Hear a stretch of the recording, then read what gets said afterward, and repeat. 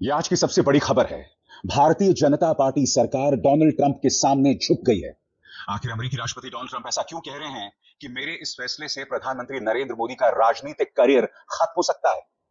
क्या रूस के साथ तेल समझौते को लेकर भारत या ये कहा जाए बीजेपी सरकार पूरी तरह से अमेरिका के सामने झुक गई है? आखिर डोनाल्ड ट्रंप ऐसा क्यों कह रहे हैं कि मेरे कहने पर आज प्रधानमंत्री नरेंद्र मोदी ने आश्वासन दिया कि अब हम रूस से तेल नहीं खरीदेंगे? यानी कि अमेरिका ने धमकाया और आप मान गए। सबसे बड़ी बात, अब तक चीन इस धमकी के सामने नहीं झुका है, क्योंकि अमेरिकी राष्ट्रपति ये कह रहे हैं कि हमने चीन को भी यही नसीहत दी है, मगर अभी चीन ने कोई फैसला नहीं लिया है, मगर भारत सरकार ने यह फैसला ले लिया है। मैं आपसे एक सवाल पूछना चाहता हूं दोस्तों। अभी कुछ ही दिनों पहले डोनाल्ड ट्रंप जो है हमारी मीडिया के पॉपौ थे, बौद्धिक बाप थे। फिर भारत चीन के करीब गया तो शी जिनपिंग इनके बौद्धिक बाप बन गए। बड़ा प्रश्न, अब तक ये मीडिया आपको यह समझा रहा था कि किस तरह से प्रधानमंत्री नरेंद्र मोदी जो हैं डोनाल्ड ट्रंप को लाल आंख दिखा रहे हैं।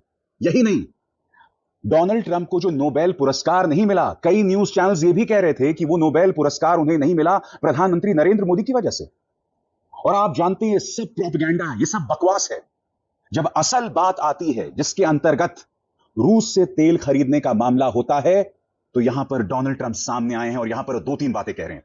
पहली बात वो कहते हैं कि प्रधानमंत्री नरेंद्र मोदी मुझसे बहुत मोहब्बत करते हैं और मेरा ऐसा कहने से कहीं उनका राजनीतिक करियर खत्म ना हो जाए। और फिर वो आगे जाके कहते हैं कि प्रधानमंत्री नरेंद्र मोदी ने मुझे आश्वासन दिया है कि अब हम रूस से तेल नहीं खरीदेंगे। विदेश मंत्रालय अब तक खामोश है। मैं जानता हूं आपके जहन में क्या होगा कि ये तो डोनाल्ड ट्रंप बोल रहे हैं। भाई डोनाल्ड ट्रंप बोल रहे हैं तो उसका जवाब दीजिए ना। सबसे बड़ी बात, इसको लेकर भारत के अंदर एक बिजनेस वॉर चल रहा है जिसकी मैं चर्चा करूंगा, मगर सबसे पहले सुनिए डोनाल्ड ट्रंप क्या कह रहे हैं। उनकी तीन अहम बातें बहुत मायने रखते हैं। He's a great man, you know. Modi is a great man. That he loves Trump. Now, I don't know if the word love, I don't want you to take that any different. I don't want to destroy his political career, okay? But you have to understand, I've watched India for years. It's an incredible country. And every single year you'd have a new leader. I mean, some would be in there for a few months. And this was year after year after year. And my friend has been there now for a long time. And he's assured me there will be no oil purchased from Russia. I don't know, maybe that's a breaking story. Can I say that? Would you say? There will be no oil. He's not buying his oil from Russia. It started. You know, you can't do it immediately. It's a little bit of a process. But the process is going to be over with soon. And all we want from President Putin is stop this. Stop killing Ukrainians and stop killing Russians, because he's killing a lot of Russians.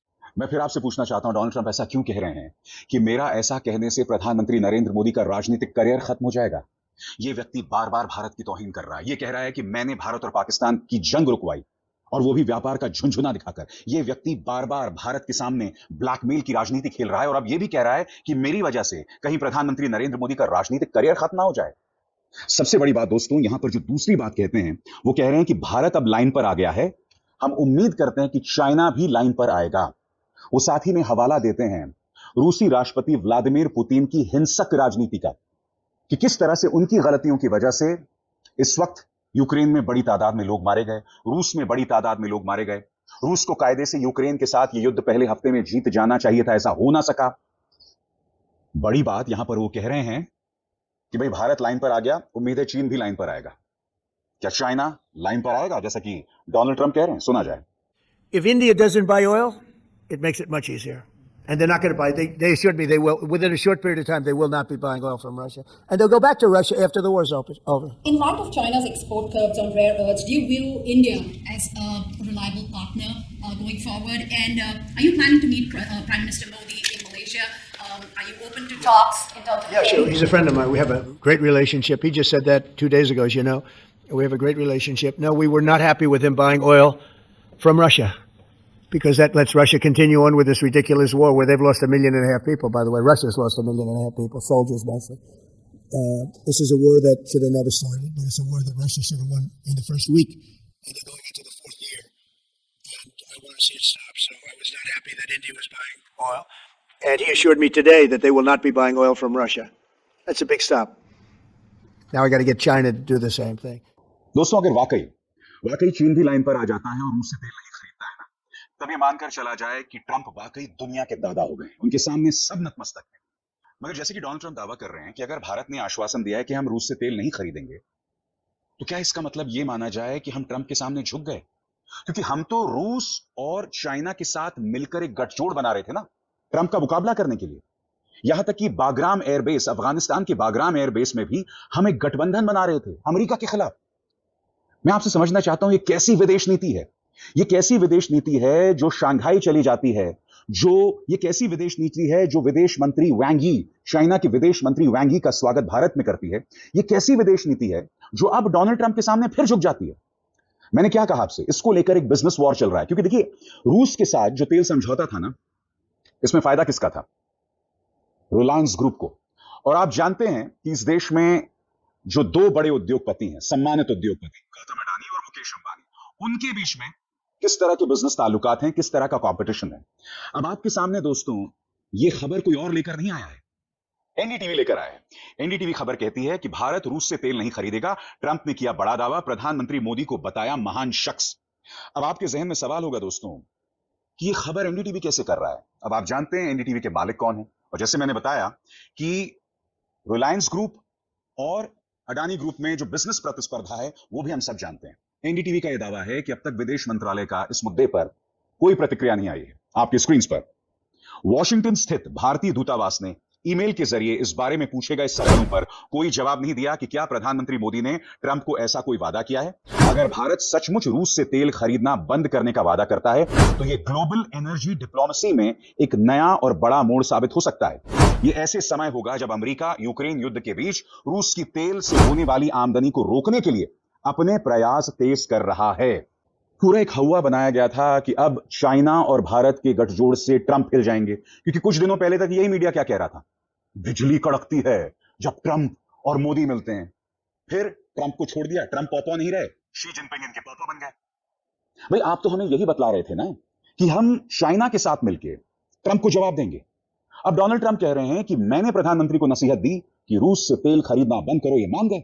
सबसे बड़ी बात, 24 घंटे पहले Donald Trump ने एक और बड़ी बात कही थी। उन्होंने कहा था कि जो ब्रिक्स सम्मेलन है, जिसका हिस्सा रशिया भी है, चाइना भी है, भारत भी है, ब्राजील भी है, उस गठजोड़ से कई देश बाहर आ रहे हैं। उस गठजोड़ के अंदर जो जो देश हैं, मैं उन पर टैरिफ लगाऊंगा। धमकी दी थी डोनाल्ड ट्रंप ने। मैं आपको पढ़ के सुनाना चाहता हूं उन्होंने क्या कहा था। उन्होंने कहा था, अब जो ब्रिक्स वाला मामला है, मैंने साफ कह दिया है कि जो भी ब्रिक्स में रहना चाहता है रहो, लेकिन हम तुम्हारे देश पर टैरिफ लगाएंगे। फिर क्या हुआ? सब ब्रिक्स से निकलने लगे, सबने कहा हम बाहर आ रहे हैं। यहां पर ट्रंप ने किसी का नाम नहीं लिया था, मगर जाहिर सी बात है यहां इशारा भारत की तरफ था। यानी कि दूसरी मिसाल है 24 घंटे में, जहां बीजेपी सरकार जो है वो ट्रंप के सामने झुक गई है। तथ्यों के आधार पर मैं आपके सामने बात रख रहा हूं, जवाब दिया जाए। सुनिए, ब्रिक्स के मामले में डोनाल्ड ट्रंप ने क्या कहा था, सुना जाए, एक एक शब्द पर सुना जाए और उसका हिंदी अनुवाद आप देखेंगे। I like the dollar. I'm very strong on the dollar.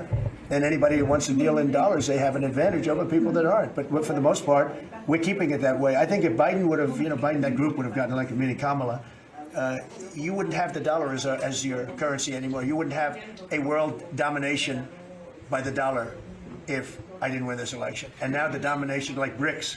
I told anybody who wants to be in BRICS, that's fine, but we're going to put tariffs on your nation. Everybody dropped out. They're all dropping out of BRICS. BRICS was an attack on the dollar.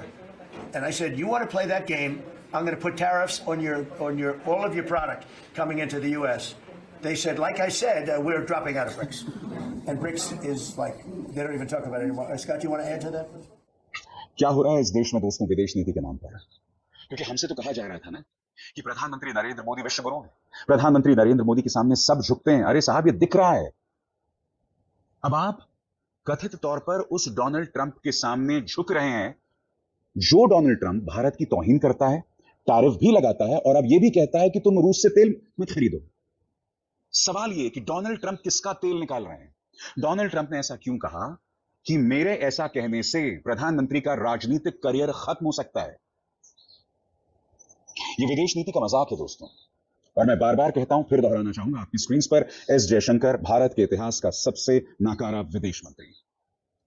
इन पर इनके जो भक्तगण हैं, भाजपा का जो प्रचार तंत्र है, वो लेजर आइज मीम बहुत बनाएगा, मगर जब असली बात आती है, इनसे ज्यादा नाकारा कोई विदेश मंत्री नहीं रहा है इस आजाद भारत के इतिहास में।